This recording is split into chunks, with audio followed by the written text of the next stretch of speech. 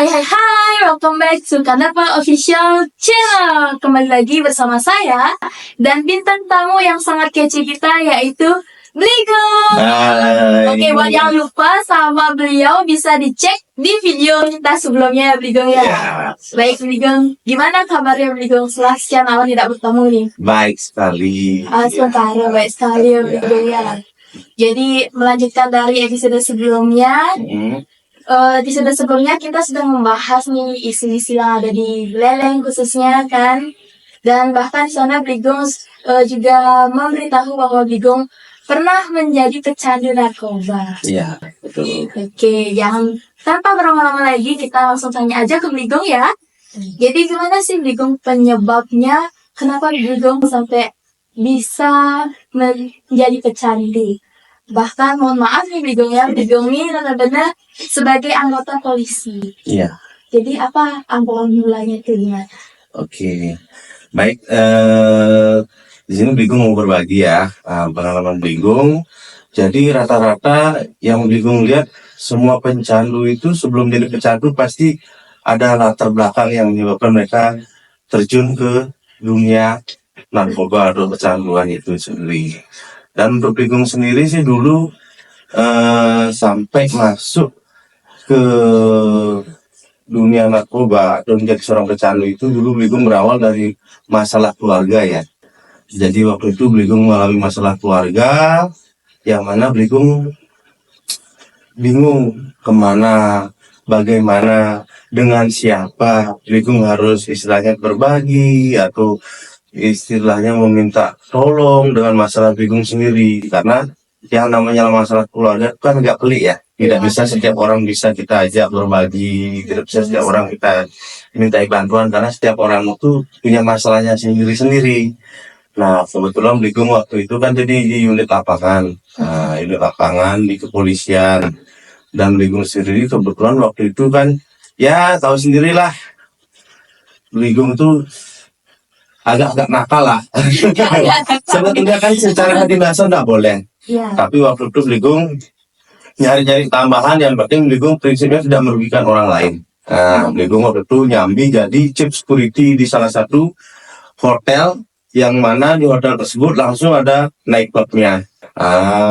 Jadi ada barnya, ada karaoke-nya, diskotiknya di sana. Nah, dari sanalah Bligong waktu itu ketika Bligong ada masalah, mungkin karena circle-nya Bligong dulu yang ini ya, circle-nya Bligong tuh semua rata-rata pemabuk dan pecandu. Dari sana dan Bligong akhirnya terjerumus. Setiap Bligong ada masalah ditawarkan untuk minum dulu, mabuk dulu biar hilang adanya masalahnya, biar lupa. Tapi akhirnya waktu ketika yang bikin Bligong terjebak tuh ketika Bligong ingat besok pagi Bligong harus mengantar anak Bligong sekolah, tapi malam ini Bligong udah mabuk nggak bisa ngapain. Nah, di sana dah ada teman yang masuk menawarkan, ayo pakai ini Kung, pastilah mabuknya kamu bisa dah nanti balik untuk mengantar anakmu besok pagi gitu. Di sana dah kita Bligong kenal sabu. Jadi bener, iya. obat awalnya Bligong pakai itu sabu. Sabu ya, pakai sabu. Jadi ya dari sana udah mulai make. Udah kalau mengenal, jadi terus Bligong make habis sabu, kemudian Bligong kena namanya ilek, ekstasi ya. Itu jadi pergaulan Bligong ya seperti itulah terus sampai akhirnya suatu ketika ya Tuhan punya jalan ya. Kehidupan Bligong seperti itu, Bligong udah nggak ingat anak, nggak ingat apa kan, rumah tangga Bligong hancur waktu itu. Jadi anak-anak asal Bligong titip ke orang tua. Jadi mengatasnamakan permasalahan rumah tangga Bligong, Bligong mengkambing hitamkan masalah rumah tangga Bligong untuk membenarkan tindakan Bligong dulu. Biasanya pecandu cenderung seperti itu ya. Jadi harus, kalau masih ada yang bisa disalahkan, salahkan orang lain, atau bila perlu benar tak salahin dulu atas permasalahan yang terjadi sama diri kita. Itu ya akhirnya Bligong kena masalah terus. Terus katanya nih Bligong ya, seorang pecandu tuh bisa masuk penjara juga atau harus direhabilitasi dulu? Ya kembali seperti ini loh. Kalau kita ngomong apakah ke rehabilitasi atau ke penjara, Nah sekarang yang mana duluan nih yang ngedapetin? Aparat penegak hukum atau keluarganya yang sadar bahwa keluarganya ini seorang pecandu dan ingin keluarganya ini pulih, kan gitu. Jadi kalau Bligong tidak bisa memberikan jawaban pasti, apakah harus direhabilitasi dulu atau penjara dulu. Kalau menurut dari pengalaman Bligong dan dari perspektifnya Bligong, apakah seorang pecandu? Nah, kembali Bligong yang seorang pecandu, yang mana pecandu ini adalah korban, ingat? Terlepas dari pengedar dan bandar ya, Bligong nggak mau ngebahas pengedar dan bandar. Perspektif Bligong tuh kalau pecandu tuh ya paling bagus sih tepatnya tuh direhab. Karena penjara itu bukan jawaban. Kembali Bligong ini sampaikan penjara bukan jawaban. Karena pengalaman Bligong, Bligong di pertemuan sebelumnya sudah bahas, Bligong pernah sampai berkonflik dengan hukum. Jadi kebetulan Bligong pernah ada di 2 lapas. Jadi Bligong tidak perlu sebutkan lapas mana tuh, yang jelas ada di Bali. Ada di Bali. Jadi ketika Bligong pertama kali masuk lapas, yang ada di daerah Buleleng ya. Ada di daerah Buleleng itu waktu itu, tidak tahu sekarang, biar nggak salah Bligong, waktu itu situasinya tidak mendukung untuk Bligong pulih. Malah begitu Bligong masuk, di dalam banyak lagi Bligong nemuin peredaran obat, malah lebih nyaman mengatur dari dalam penjara ketimbang waktu di luar, kan gitu. Jadinya kan apalagi pegang handphone dan lain sebagainya waktu itu dulu ya Bligong ngebahas waktu zaman Bligong di dalam penjara. Jadi bukannya Bligong tobat waktu di dalam itu, malah karena Bligong merasa tidak mendapatkan keadilan. Jadi Bligong berpikir ya sekarang saya balas di sini kan gitu kan. Tambah gila Bligong di dalam. Memberontak istilahnya. Iya, memberontak sampai ngelawan, sudah gitu bermain lagi di dalam karena ketemu jaringan lebih luas lagi di dalam. Yang dari dulu Bligong hanya tahu 1-2 orang, beli kepada si A, si B, sekarang si C, si D dan si E, malah sampai mungkin sampai Z ketemunya kan banyak sekali. Karena di sana ketemu banyak istilahnya kasus-kasus narkoba juga. Ya, dan dari berbagai daerah kan. Tidak hanya dari daerah Bali saja, dari luar Bali pun banyak ketemu di sana. Yang mana mereka punya jaringannya masing-masing. Di sana Bligong bermain lagi. Tapi kembali Tuhan berkata lain. Tuhan punya cara untuk bikin orang yang nakal kayak Bligong ini kapok. Masalahnya seperti ini. Ketika kita berbuat sesuatu, kita pasti sudah siap menanggung konsekuensinya. Tapi ketika kita berbuat sesuatu, tapi yang mana nanti mengorbankan orang yang tidak tahu menahu, terutama orang-orang yang kita cintai, bagaimana? Ya itu yang susah. Dari sana dah Bligong akhirnya bermain di dalam, bebas di rumah, gila-gilaan. Terus ngatur bahan di luar, percayain ke si A, si B, si C, ini bahan-bahannya ini kita atur. Udah gitu akhirnya Bligong kena tipu, dilariin barang-barangnya itu semua. Bahan-bahan itu narkoba itu dibawa kabur, waktu itu Bligong main di sabu. Berarti itu posisinya Bligong waktu masih di lapas? Iya, di lapas. Kenapa bisa ya? Nah, kembali saya, iya. Itulah kembali. Jadi istilahnya kembali Bligong singgung kayak yang dulu, tidak ada institusi manapun berani mendeklar. Berani menyatakan kalau institusinya itu bersih dari narkoba, ya kan? Itu bisa terjadi di institusi manapun. Jadi waktu itu kan ya kalau tidak ada kerjasama dengan pihak yang ada di sana kan tidak mungkin terjadi hal seperti itu, ya kan? Iya sih juga. Nah itu waktu itu akhirnya Bligong kena masalah sampai orang yang punya bahan, ini padahal itu ada di penjara yang paling terkenal kita di Indonesia. Dia bisa menghubungi Bligong. Di penjara berarti diizinkan memakai handphone? Tidak ada mengizinkan untuk pakai handphone, tapi buktinya kita bisa berkomunikasi. Itu. Ada sesuatu. Ya, itulah silahkan simpulkan sendiri ya. Yang jelas Bligong ini berbagi pengalaman Bligong ya. Jadi waktu itu sampai akhirnya yang pemilik bahannya meminta pertanggungjawaban Bligong, sedangkan Bligong sudah nggak bisa berbuat apa-apa. Dan sampai waktu itu komisi pemilik bahan itu sendiri mengancam Bligong dengan mengancam keselamatan keluarga Bligong, terutama anak-anak Bligong yang nggak tahu apa-apa. Iya. Nah, dari sana Bligong sudah nggak bisa berpikir lagi, sampai akhirnya Bligong meminta untuk ke pengasingan. Pengasingan. Pengasingan itu gimana tuh? Yes. Nah, kan pernah dengar istilah sel tikus ya? Iya. Ya, itu Bligong ke pengasingan. Cuma waktu itu memang Bligong minta waktu itu pengasingan. Pengasingan di sana Bligong total nggak mau dengar apa-apa. Dari waktu itu Bligong udah niat. Mulai detik ini saya tidak akan pernah mau berurusan dengan yang namanya narkoba lagi. Nah, nggak mau menyentuh apa lagi yang aneh-aneh lagi, nggak mau. Di sana berikrar dalam hati Bligong ya.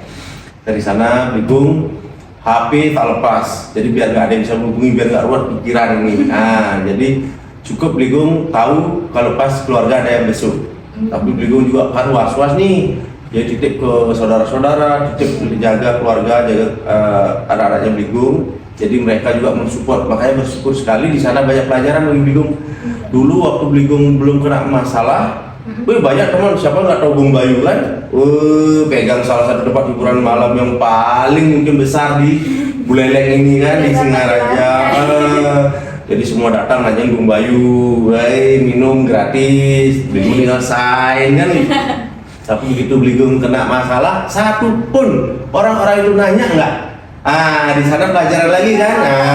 Langsung. Iya, buat apa punya banyak teman tapi toksik semua kan?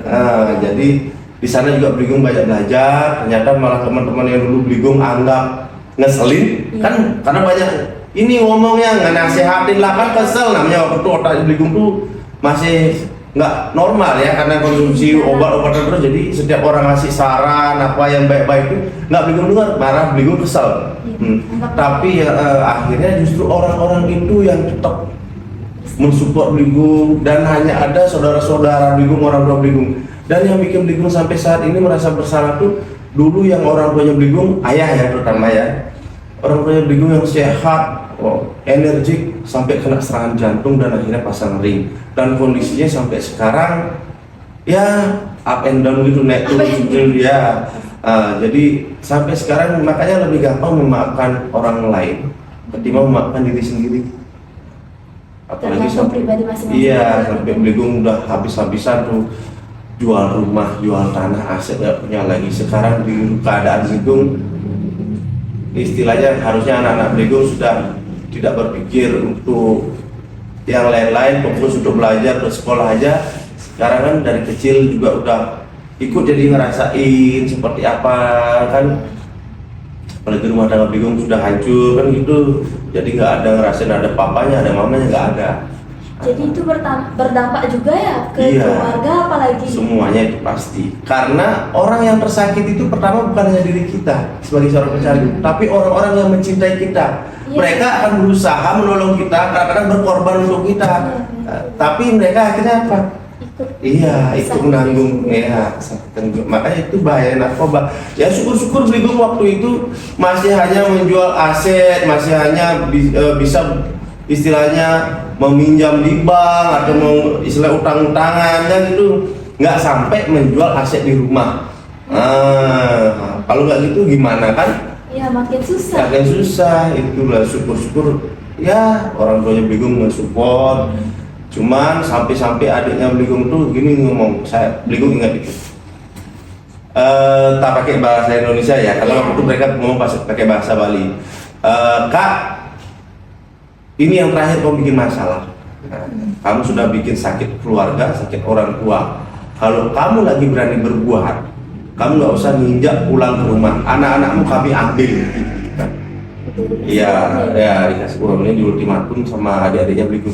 Tapi syukurlah waktu itu Bligum sudah duluan stop, udah tobat lah istilahnya. Dari sana Bligum lebih fokus ke istilahnya evaluasi diri ya, apa-apa yang sudah lewat dari sekian tahun ini.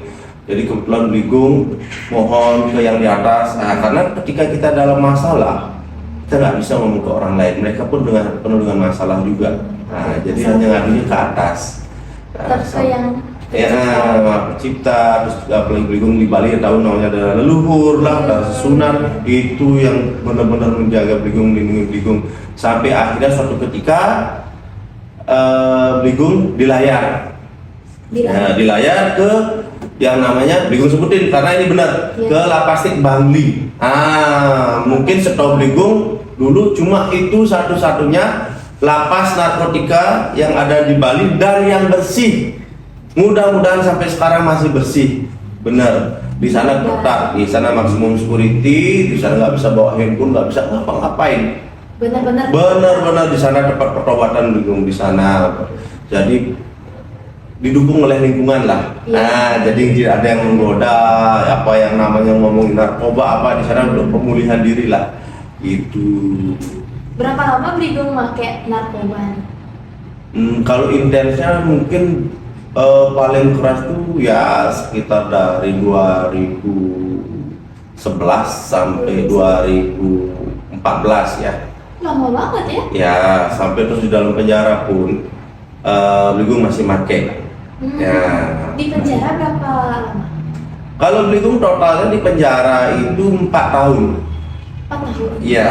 Jadi yang di lapas yang ada di Buleleng ini 1,5 tahun, di lapas di Bangli 2,5 tahun. Lama sekali ya pemulihan untuk Bligum ya? Ya lumayan lah. Kalau masalah pemulihannya bukan masalah lama atau tidaknya di penjaranya, tapi niat tekad dulu. Karena kan setelah di penjara pun bukan berarti kita akan bersih atau bebas dari jerat narkoba itu. Justru tantangannya setelah kita keluar penjara ini, begitu ya. Apa nih tantangannya Bligum? Ya. Tapi stop dulu nih Bligum ya. Kita lanjut ke next episode aja. Jadi buat teman-teman tetap stay tune di channel YouTube Kandarpa Official Channel dan kita akan berjumpa lagi di episode selanjutnya. Jangan lupa untuk klik like, comment, dan subscribe. Dan jangan lupa untuk aktifkan lonceng yang di samping tombol subscribe itu. Bye-bye. Bye.